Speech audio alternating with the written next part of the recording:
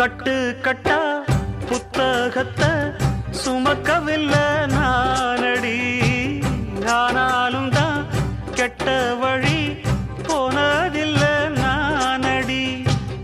வெள்ள மனம் பிள்ள குணம் உள்ள ஆளு நானடி.